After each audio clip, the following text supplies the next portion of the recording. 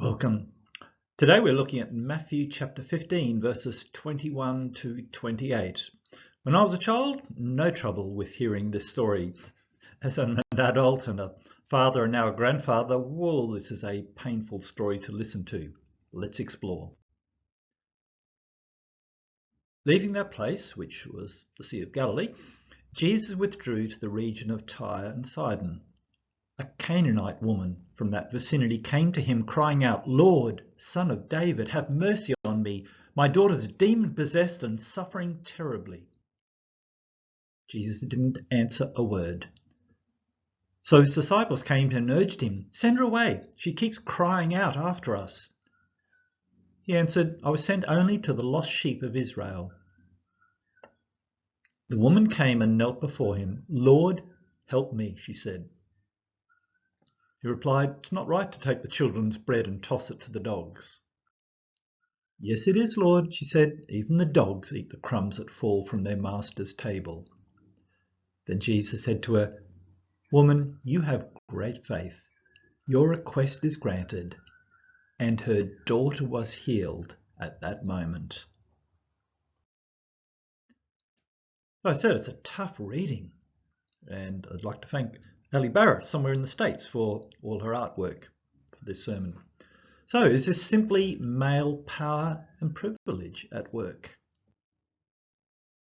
Let's look at the context.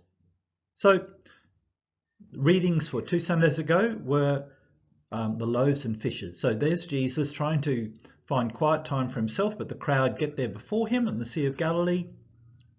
And he has immense compassion, immediate compassion for them. There's healing work for them, and then he provides food for them, the 5 loaves and 2 fishes. Then that night he sends the disciples back across the lake. He dismisses the crowd back to their homes. A storm comes up, and suddenly his disciples are in desperate danger. And he walks out on the water to them. Again, immense compassion driving that, leading to Jesus coming to them in their deepest needs. And now here we are. And there's a silent treatment. When the silent treatment stops, I'm not here for your mob. Oh, and then there's the dog word, the dog comparison. Whoa, there's no way that young women today are going to listen to this in a straightforward or easy way. It'll get everyone stirred up. And my big question is, where's the compassion? Jesus has been so compassionate just before this. What's happened? Just because he's outside his own country, does he sort of stop being a nice person? Picked up that silence, and it's like a bad technique. And when in relationship counselling, it's one of the signs of something going wrong, stonewalling or silence. And what it does is one person trying to control the other person by not saying anything.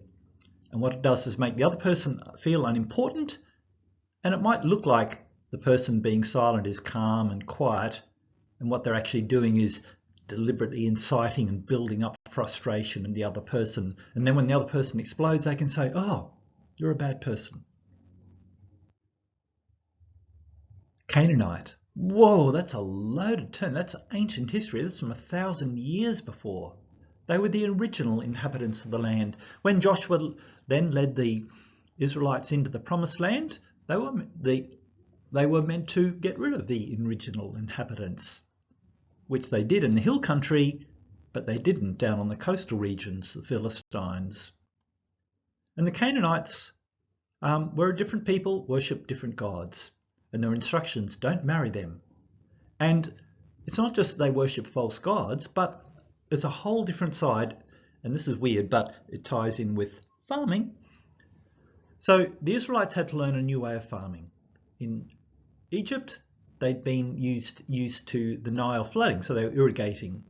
Here it's dry land farming and relying on the autumn and spring rain so that your crops can grow. The Canaanites, like the Greeks before them, whatever, had a very strong sexual understanding of this. So the sky god Baal had to fertilize the earth goddess, Astarte or whatever else she was named, and the rain was doing that. So, how did you get the sky god interested in the Mother Earth? Well, you went off and had sex in a temple. And I'm not sure how this whole worked in practice, but there were sacred prostitutes, male and female, in temples. And you can sort of see, if you're a farmer and the rain's not coming and you're getting really desperate and your family's desperate, it's a temptation to say, well, maybe the original people were right, and this is how we get God's attention. The strong message always from the prophets was, you pray to God, God will send you the rain at the right time. So there's that whole false worship history. And also then, in the time of Solomon and those, when the Israelites took over villages and towns, then the locals there often ended up as forced labourers or slaves. So not a nice history from 1,000 years and more before. So she comes to Jesus, this Canaanite woman. Lord, Son of David. The disciples have only just realised that Jesus is Lord, and here she is, she names him straight away. And it's interesting, she's breaking all sorts of social boundaries. She's an unknown woman, she's talking to this unknown male in public, but she's desperate and she's also faithful. Have mercy on me. And she's actually asking for mercy for her daughter. She's asking for that compassion which we have seen so powerfully in Jesus in the last 2 Sunday readings. Now it's interesting, Jesus had suspect women in his own ancestry. Son of David, that's Solomon, and David's, whatever was it, grandma or great-grandma was Ruth, the Moabitess, who was actually a great woman of faith. Going further back, you've got Rahab, the prostitute in Jericho, and before that, Tamar, who had to use all the skills she had to be able to give birth to a child. You have to read that story in Genesis. So Jesus had suspect women in his ancestry, as well as Solomon's mother, Bathsheba. This woman refuses to be silenced. She becomes a worshipper. She kneels down. She's saying, I belong in the worshiping community and I claim a share at the table. I might be a dog, but there's enough bread to go around.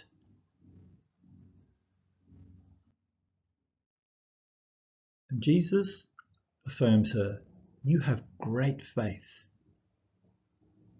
Disciples, little faith, you have great faith. He acknowledges his connection to her. And a reminder of that from 1 Peter 2 verse 10. Once you were not a people, but now you are the people of God. Once you had not received mercy, but now you have received mercy. And she receives mercy, this Canaanite woman.